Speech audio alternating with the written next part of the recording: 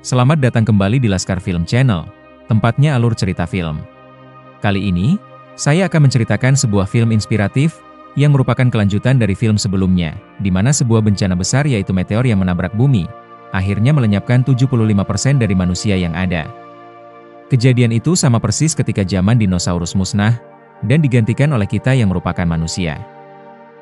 Setelah ledakan sebelumnya, manusia mencoba untuk keluar, namun radiasinya membuat mereka mengurungkan niatnya, dan harus tetap berada di dalam bunker. Selama 5 tahun ini, kualitas udara di luar sudah terkontaminasi, bahkan air pun menjadi tidak layak untuk diminum. John yang saat ini menjadi bagian dari teknisi di bunker Greenland, menggunakan peralatannya untuk menjelajahi lingkungan sekitar, untuk menemukan sesuatu yang mungkin dibutuhkan. Banyak benda tertinggal di sana, tetapi tidak dengan penghuni kapal ini yang tentunya sudah musnah. Mendengar peringatan badai, John bergegas keluar untuk kembali ke bunkernya. Akibat meteor yang jatuh itu, kini alam di sini berevolusi, bahkan sebuah badai berubah menjadi sangat mengerikan. John sadar bahwa jika dia terlambat, dipastikan bahwa dia akan lenyap begitu saja. Untungnya dia masih sempat masuk ke salah satu pintu bunkernya, tepat sebelum badai itu menerjang tempat tersebut. Inilah yang dilakukan John sehari-hari, sama halnya dengan istrinya yaitu Allison, yang sekarang bergabung dengan petinggi di sini untuk membahas sesuatu yang penting. Berbagai bunker di seluruh penjuru dunia sudah mulai lenyap. Selain karena bencana susulan, persediaan makanan yang tersimpan sudah tidak mencukupi lagi. Tempat ini dalam 1 tahun ke depan juga akan mengalami hal yang sama, sehingga harus menemukan lokasi lain yang lebih aman. Amina yang merupakan seorang ilmuwan memiliki teori, jika tempat paling aman adalah bekas dari tempat jatuhnya meteor terbesar dahulu. Seperti zaman dinosaurus, tempat itu merupakan sebuah awal dari kehidupan yang baru, di mana kualitas udara beserta airnya terhindar dari kontaminasi. Namun ada juga orang yang meragukan teorinya itu, seperti Adam yang bahkan tidak setuju bagi mereka untuk bermigrasi dari tempat ini. Untungnya dalam setiap rapat selalu diputuskan dengan voting, sehingga suara terbanyak untuk pergi dari tempat ini terpilih, dengan tujuannya yaitu Eropa Barat. Di waktu yang sama, akhir-akhir ini John sering menemui dokter di sana, karena batuknya tidak kunjung sembuh. Setelah diperiksa, dokter itu menyuruhnya untuk memberitahukan hasilnya pada keluarganya. Openness is important. Namun John ingin tetap merahasiakannya, takut membuat semuanya khawatir. Ditambah sudah beberapa hari, bunker ini terus bergetar akibat gempa bumi. Semuanya bisa saja menjadi lebih parah, oleh karena itu rencananya bermigrasi harus segera dijalankan. Anak dari John yaitu Nathan, saat ini sudah tumbuh menjadi remaja. Di tempat itu anak seumurannya diberikan pendidikan, sedangkan orang dewasa seperti John menangani pekerjaan lain, seperti teknisi yang memperbaiki segala peralatan di sana. Semua orang mendapatkan bagiannya masing-masing, oleh karena itu tempat ini bisa bertahan sampai saat ini. Walaupun hidup bertahun-tahun di dalam bunker dengan tanpa merasakan cahaya matahari, mereka semua mulai beradaptasi dan menerima apa yang sudah terjadi. Keluarga dari John juga nampak harmonis, karena yang terpenting adalah mereka bisa selalu bersama. Sifat dari John yang ingin tahu itu, ternyata juga menurun pada anaknya. Baru saja dia ketahuan keluar dari bunker ini, karena rasa penasarannya yang tinggi. Anaknya itu penasaran dengan pelajaran yang diberikan, yaitu tentang perbintangan dan ingin melihatnya langsung di langit. Walaupun John sempat marah, untung saja anaknya itu tidak terkena radiasinya. Semoga kebersamaan ini bisa terus berlangsung, yang kemungkinannya semakin lama semakin kecil. Suatu hari ketika bekerja, John melihat retakan pada struktur bangunan ini. Para petinggi yang sedang rapat belum menyadarinya, sampai sebuah gempa besar muncul di sana. Kali ini gempa yang terjadi tidak berhenti, yang membuat bunker itu sudah tidak kuat lagi. Beberapa bagian mulai roboh, kemudian menimpa banyak orang karena tidak siap. Untung saja John yang hampir tertimbun bisa selamat, sehingga dia langsung mencari anggota keluarganya. Allison yang hampir pingsan berhasil ditemukan, kemudian mereka berdua tinggal mencari anaknya, yang untungnya dekat dengan mereka. John memberitahu bahwa tempat ini sudah tidak bisa bertahan, sehingga mereka harus keluar dari sana. Dia langsung mencarikan masker untuk mereka bertiga, agar tidak terkontaminasi udara yang ada di luar. Namun untuk keluar dari tempat ini, tidak semudah yang dibayangkan. Dengan jalan yang penuh sesak, ditambah beberapa jalur sudah tertutup reruntuhan, John harus menemukan jalan lain. Walaupun hanya memiliki celah kecil, untung saja dia dan anggota keluarganya berhasil menyelinap keluar, sebelum tempat ini tertimbun oleh reruntuhan. Sebagian dari penghuni bunker ini juga berhasil, termasuk juga Amina yang untungnya ditemukan John dan keluarganya. Mereka semua harus menuju ke laut untuk mencari kapal yang bisa dipakai, sebelum tempat ini benar-benar musnah. Sayangnya dengan orang sebanyak ini, kapal itu tidak akan muat, dan mereka saling berebut untuk mendapatkannya. Bahkan Adam hampir menjadi korban karena maskernya akan dirampas, yang sialnya malah milik John yang diambil karena menyelamatkannya. Namun dia tidak berhenti, karena melihat satu kapal yang sepertinya masih muat untuk mereka, yang dikendarai oleh Letnan Blake. Di situasi seperti ini, seleksi alam benar-benar terjadi, dan pasti ada pihak yang gugur karena tersisihkan. Kepanikan ini belumlah akhir, karena puncaknya adalah tsunami yang tiba-tiba muncul. Semua manusia yang masih di luar langsung terhempas, beserta bunker Greenland yang akhirnya dinyatakan lenyap. John dengan kapal yang dinaikinya harus tetap bertahan, yang untungnya mereka bisa selamat. Mereka akhirnya bisa melepas maskernya, dan kali ini harus menentukan tempat tujuan barunya. Europe is probably our best bet. Eropa Barat menjadi tempat paling ideal, karena info terakhir yang didapat adalah, kualitas udara beserta makanannya jauh lebih baik dari Greenland. Karena makanan yang ada di kapal hanya bisa bertahan kurang dari seminggu, mereka harus sampai di dataran Eropa sebelum itu. Berhari-hari di dalam kapal itu, mereka terus berharap akan sesuatu yang belum pasti. Namun yang bisa membuat tenang adalah, akhirnya Nathan bisa melihat bintang di langit dengan mata kepalanya sendiri. Dan untung saja John adalah seorang teknisi, karena ketika kapal ini mengalami kerusakan, dia masih bisa memperbaikinya. Perjalanan terus dilanjutkan, dengan hati dan pikiran yang lama-kelamaan semakin kosong. Dan akhirnya setelah beberapa hari, mereka sudah sampai di Inggris, yang sialnya sebagian besar wilayahnya tergenang air. Bencana meteor itu merubah segalanya, bahkan sekarang daratan bisa menjadi lautan begitu saja. Mereka terus membawa kapal itu, yang akhirnya sampai juga di daratan yang sebenarnya. Mereka sadar bahwa tempat ini juga mengalami kekacauan, terutama bagi penghuninya. Dalam kondisi krisis seperti ini, rakyat biasa selalu disingkirkan dan dipandang seperti hama, berbeda dari orang pemerintahan yang diprioritaskan untuk tetap aman. Hanya orang dengan identitas tertentu bisa masuk ke sana, di mana Adam yang terus berdebat membuat massa semakin berontak. Petugas akhirnya menembaknya, untuk meredam kekacauan yang ada.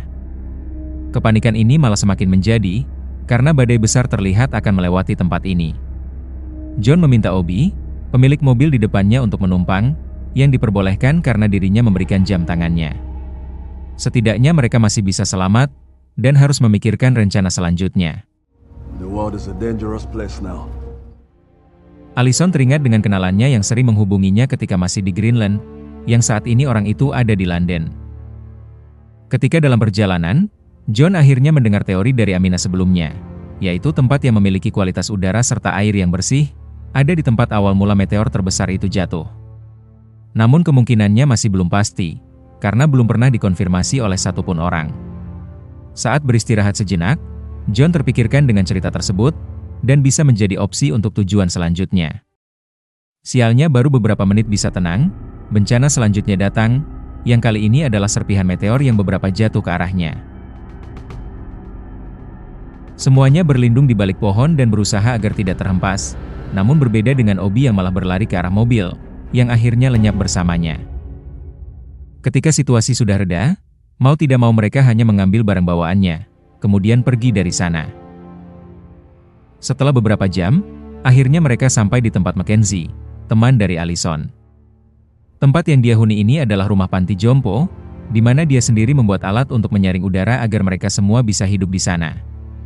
Jarang sekali masih ada orang sepertinya, yang mau memperhatikan orang jompo, di mana di masa ini dianggap beban karena sudah tidak bisa membantu apa-apa. Niatnya yang tulus inilah, yang membuat Mackenzie mudah menemukan teman, seperti mereka semua yang sekarang ada di depannya.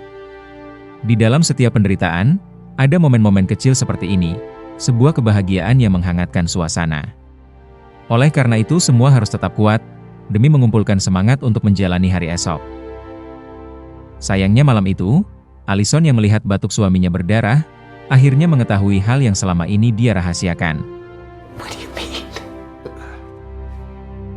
Selama 5 tahun menjelajah di luar bunker, akhirnya John terkontaminasi, dan dokter mengatakan jika hidupnya tidak lama lagi.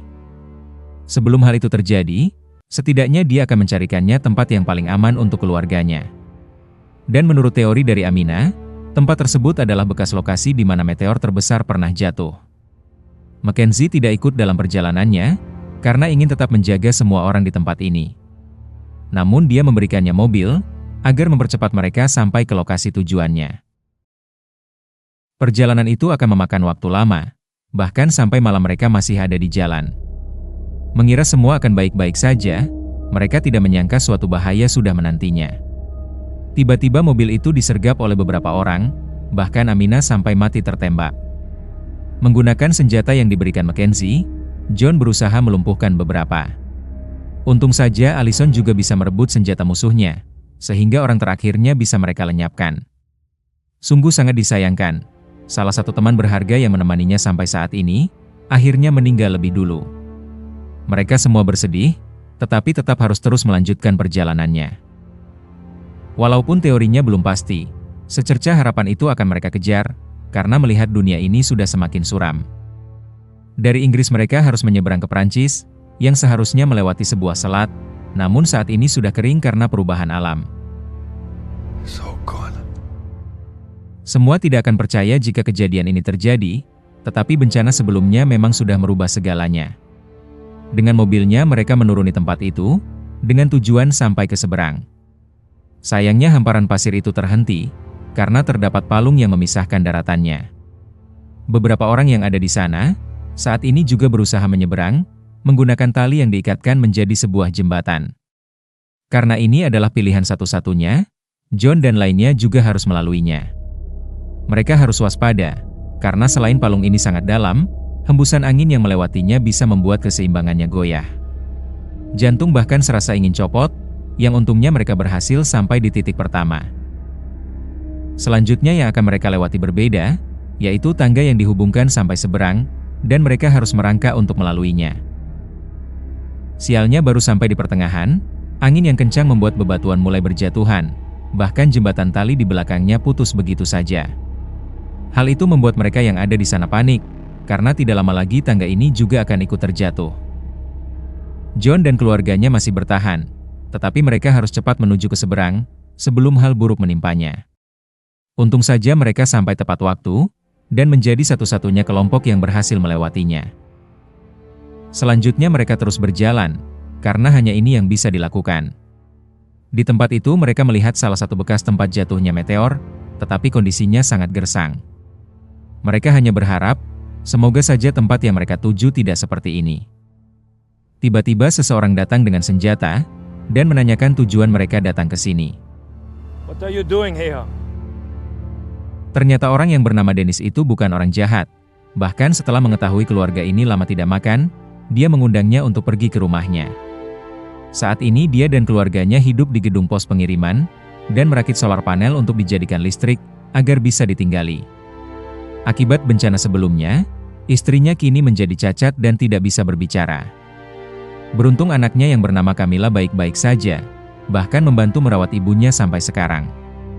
Di sana akhirnya Dennis mengetahui, jika John ingin pergi ke tempat di mana meteor terbesar pernah jatuh. That region is too dangerous. Namun dia mengatakan, jika sekarang tempat itu sedang diperebutkan oleh berbagai negara. John tidak akan mundur, walaupun sudah mengetahui bahaya yang akan menghadangnya. Dia hanya ingin melihat keluarganya menemukan tempat yang aman, sebelum dirinya benar-benar tiada. Ternyata tidak hanya John yang memikirkan keluarganya, tetapi Dennis juga berpikir hal yang sama. Saat ini putrinya itu masih muda, dan masa depannya masih sangat panjang. Melihatnya akrab dengan Nathan, dia membuat sebuah keputusan untuk kebaikan putrinya tersebut.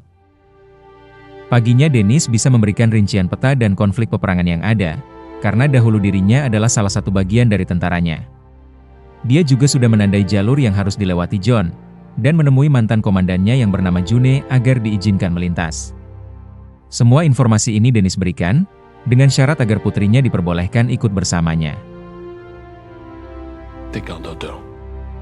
Dia hanya ingin yang terbaik untuk putrinya, daripada tinggal di sini tanpa harapan.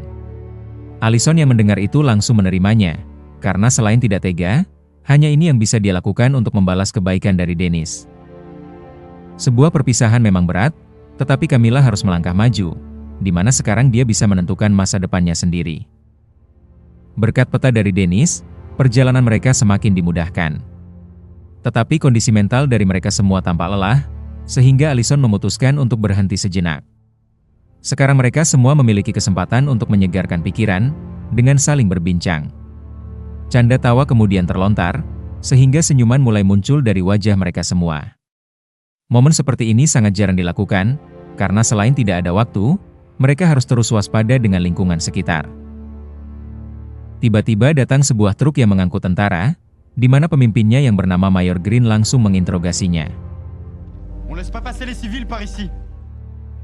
Camilla mengatakan, jika ayahnya adalah mantan tentara, dan mereka ingin menemui Komandan June untuk meminta persetujuannya pergi ke lokasi yang dituju. Mendengar itu Mayor Green langsung membawa mereka, tetapi tempat yang dituju akan sangat berbahaya, sehingga harus melindungi dirinya masing-masing. Mereka harus melewati lokasi peperangan, di mana kedua negara saling menembaki satu sama lain. John dan lainnya harus bergerak cepat, sebelum kejadian yang tidak diinginkan terjadi. Mereka hanya bisa pasrah, dan berharap tidak ada satupun peluru yang mengenainya. Untung saja mereka semua masih selamat, walaupun kaget melihat banyak tentara tewas di sana. Akhirnya di pagi harinya, mereka sudah sampai di markas, tempat Komandan June berada. Langsung saja John bertanya pada tentara yang ada di sana, tetapi sayang, Komandan June sudah dinyatakan tewas dalam peperangan semalam. Sudah tidak ada yang bisa menolongnya lagi. Akhirnya John mengatakan penyakitnya pada tentara itu. I'm dying. Tentu dia memahami seberapa besar perjuangan dari John untuk melindungi keluarganya. Dia akhirnya memberinya tumpangan bus bersama orang-orang yang sudah mengantri lebih dulu. Bus ini akan membawanya ke tempat paling dekat dengan tujuannya, yang sialnya lagi-lagi pemberontak muncul untuk merampasnya. Tentara yang bertugas mengantar akhirnya mati, sehingga semua penumpangnya terpaksa harus pergi. Namun John tidak tinggal diam, terlebih karena sedikit lagi tujuannya akan tercapai. Dia bertarung dengan salah satunya, dan mencoba merebut senjatanya.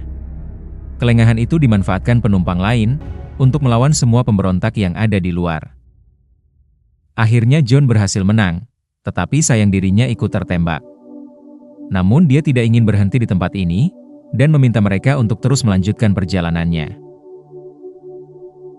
Di hamparan tanah yang luas itu, Allison terus membawa busnya sampai ke titik terakhir, di mana mereka semua harus melanjutkannya dengan berjalan kaki.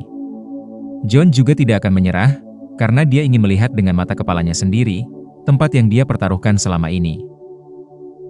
Semakin lama mendaki, bunga mulai muncul. Dan setelah usahanya selama ini, akhirnya mereka membuktikan bahwa teori dari Amina benar. Tempat ini sekarang seperti surga yang ada di dunia nyata, karena memiliki air dan kualitas udara yang seperti bumi sebelum bencana. What a view. Sekarang John tidak perlu khawatir lagi dengan masa depan dari keluarganya. Tugasnya sudah selesai, yaitu melindungi keluarga ini sampai akhir hayatnya. Semua nampak bersedih, tetapi mereka bangga dengan pengorbanan yang dilakukan John. Masa depan yang diberikannya ini adalah harapan baru, dan mereka tidak akan mengecewakannya. Kini bumi memulai siklusnya kembali, dan film pun berakhir sampai di sini. Mereka memiliki kesempatan memulai kembali untuk membangun dunia yang lebih baik, yaitu dunia yang dipimpin oleh kebaikan, dan juga dunia yang tak hanya layak untuk ditempati, namun juga untuk diperjuangkan. Apabila ada yang mengetahui pesan lain dari film ini, silahkan tulis di kolom komentar. Semoga penonton sekalian menikmatinya. Dan tak lupa bantuannya untuk komen sebanyak-banyaknya. Like, share, subscribe channel ini, dan tekan tombol loncengnya. Karena hanya dengan kalian, channel ini bisa berkembang. Sekian dan terima kasih, sampai jumpa di film menarik berikutnya.